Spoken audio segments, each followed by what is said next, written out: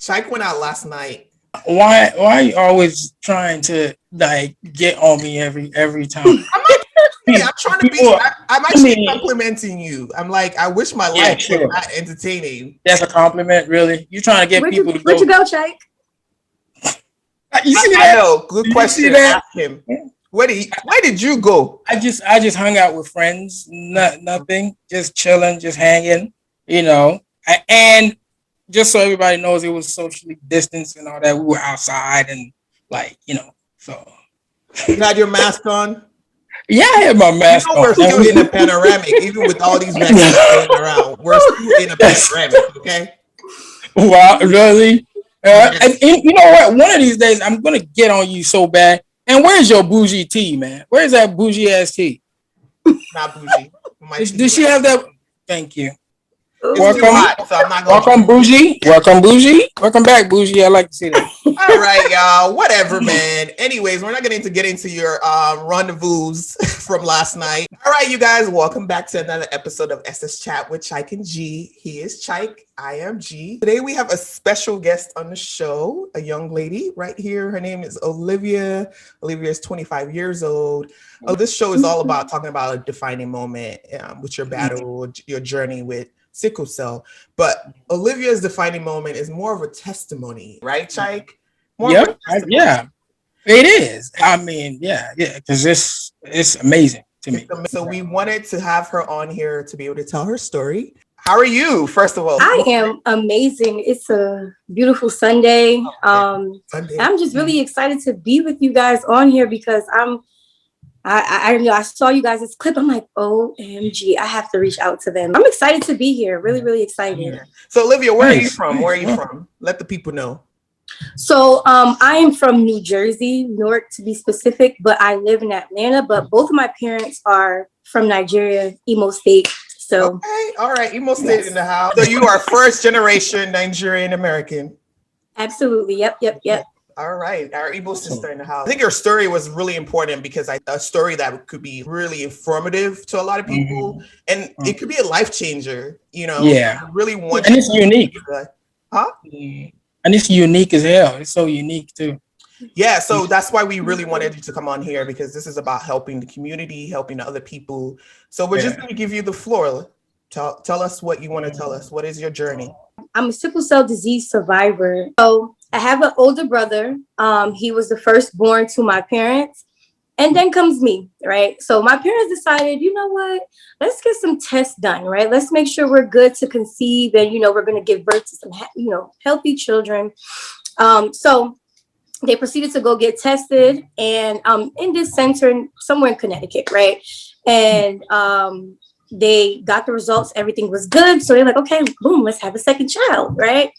So here I come, born healthy as they saw, as I came. 6 months later, I was 6 months old when I started having like these signs of some kind of disorder, some kind of disease. And so they went to do tests and they were like, oh, well, she has sickle cell disease. She actually has the disease, not the trait. Because my dad was like, okay, are you sure it's just not the trait? There's a no, it's the actual disease. Well, they came home and then it was kind of like okay, I thought you had, I thought we were tested good. I thought we were tested, negative. Come to find out they both had the trait. They were both AS?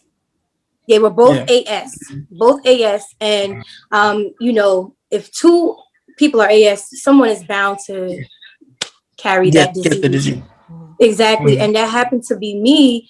And then after that, I had two other siblings, two sisters who came after completely okay. So now I'm sitting in the world like, why me?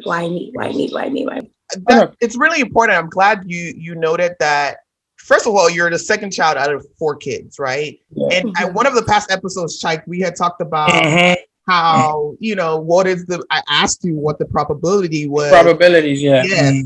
And I've gotten we received a few responses on that where like people were saying it could be the first, it could be the second. Yeah. People. It's not guaranteed. Nobody knows like 100%. So that's the thing. Right. It could come out the first one or it could come out the fourth one. So Exactly.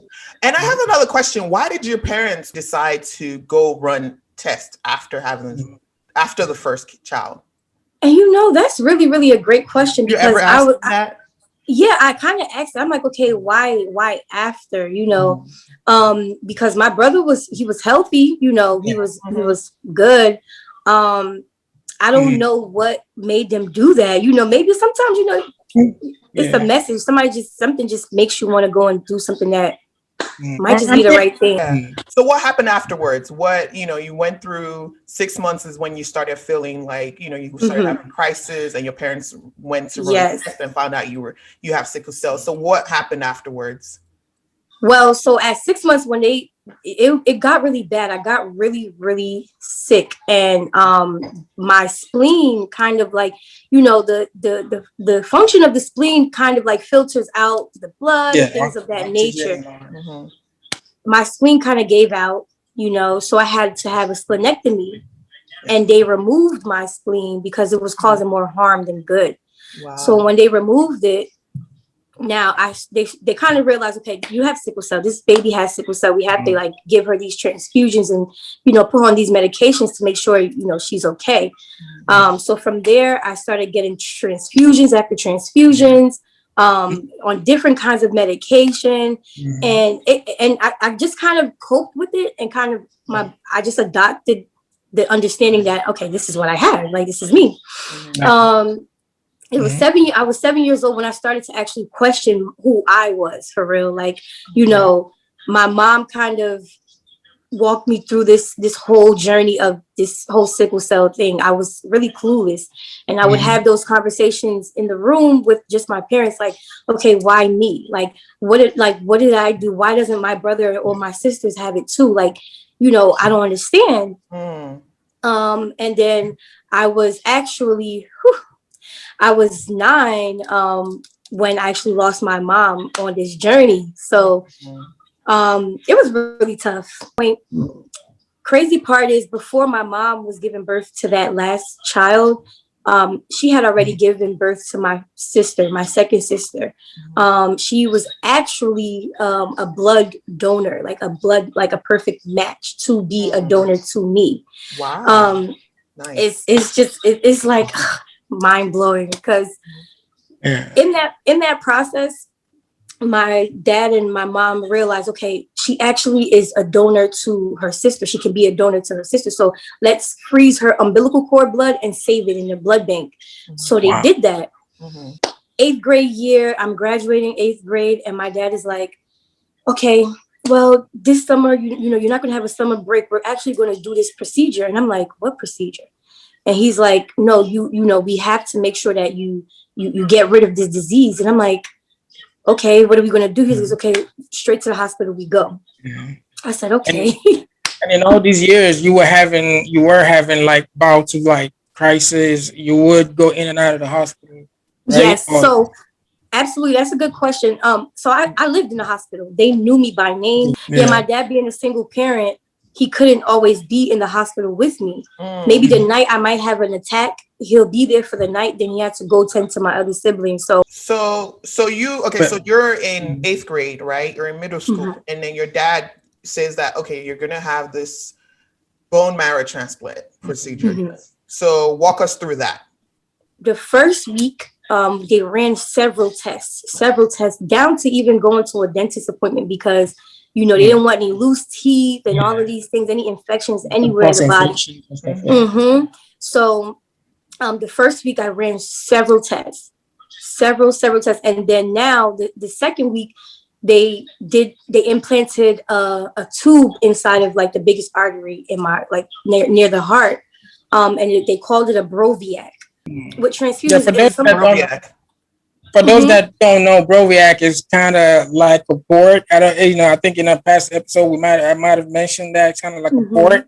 Like a lot of people, people that have sickle cell, growing up, because we go to the hospital so many times and they have to access our veins every time. A lot of time we literally run out of veins, so they have to implant, like a port or something that she just mentioned. So just for easy access, so that when you come to the hospital, they don't have to start looking for veins and all that. They can just access immediately start treatment. Yeah. Yep. So now they put the Brovac. That was like same day surgery, and like Chyke said, having to stick somebody every time they come is like a mess. Yeah. It's annoying. So, and then me, I had like spider veins, so they could never catch anything. So, and after that, now they did the process of the killing of the cells, the sickle cells. Before that, my sister, who was actually my donor, they actually had to take her into surgery and remove some bone marrow from her, from her lower hip. And that process was like about 6 hours. They realized the blood that they stored in the blood bank, it was okay, but they wanted something fresh so that it can kind of like, be able to go in, properly smooth, And she was very young at the time. I think she was like 10. So it was just perfect.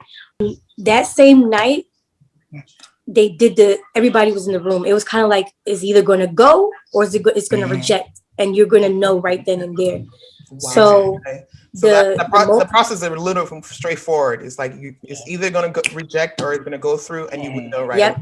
Yeah. 50 pretty much. Exactly. You're probably going to make it, or you're probably going to, not come out from it. Exactly. So the first night when they started giving me chemo, I didn't know I had to undergo chemo. So that was the part that kind of made me a little bit discouraged in that process, because, obviously you lose your lashes, your hair, everything. So I lost everything. The chemo that they're using is killing off everything, good cells, bad cells, everything. So that was the process. That was the toughest part. And then once everything was, ejected, now the blood came in and it just kind of just manifested so well. And what they said was going to be a 3-month hospital stay ended up being 6 weeks. Nigerians, we have these prayer warriors on our side. So, they're praying. Praying. It was definitely a different experience. That is so awesome. And I think it's important to be able to share this story, because I think sometimes the main thing for people is to be able to find a match, right? That's the main thing, right? And also there's also some age restrictions. Usually this procedure happens when you're like under a certain age, under like 16 or something like that. I know it's not like so simple and straightforward. Like, you have to find a match, and the match has to be most likely related to you, right? It has to be your sibling. Sometimes you can actually find a match that is not related. I actually have 2 friends who I was in the same boat as them at one point, and they're looking, and there are people who sell their blood, but that sometimes too it's very costly, very, very costly. You're looking at like $25K to more, Right. And then there's some people who will freely give it away. Right. So that match definitely can be the toughest part of some people's journey when they're looking to eradicate this disease. Yeah. So how are you feeling? How have you, this happened when you were about 13, 14, and you're 25 now. So you're sickle cell free. How has life been since this has been over 10 years? So how's life been? Yes. So it's crazy because I didn't really realize what was being done at the moment. I was just like, okay, just get me out of the hospital. Just get me out of here. I just want to live life like a regular person. And it took me graduating high school, going into college to realize, oh my goodness, wait, I survived the disease that people are, still living with and suffering from every single day. And it kind of dawned on me when I turned 22. And I was like, oh my goodness, God, I'm so sorry. I'm like, oh my God, I'm so ungrateful. Like, shout out to my dad for pushing me to do something I didn't understand made sense at the time. I'm sure you still remember how crisis used to be, right? So in all this time that you finally gotten that bone marrow transplant, have you ever had moments where some kind of pain that almost felt like what crisis used to feel before, and like maybe you jumped up like, whoa, what's going on? Have you ever had any moment like that? No crisis. Wow. So they took me off of all the medication.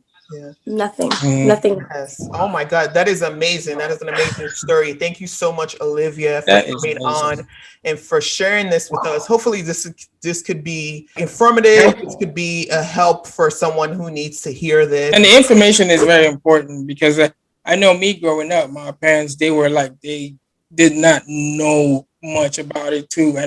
And I wonder too if they might have done the same thing when I was young. That's the whole point of this platform, is to be able to Yeah. to be able to build a community and like give out information and share whatever we have, whatever knowledge, advice, whatever stories, journeys that we have.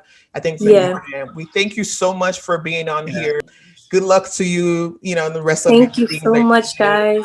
And we're glad that things have been working out for you ever since. I'm just happy to meet her. You know me, like since meeting other people that understand exactly what I'm saying, you know, about sickle cell. Yeah. Finding that is just priceless to me. All right, you guys, thank you for watching another episode of SS Chat with Chyke and G. Follow us on Instagram. I'm going to put Olivia's Instagram on the bottom so you can reach out to her if you would like to. Make sure you guys subscribe to the channel and sign off. Chyke and G.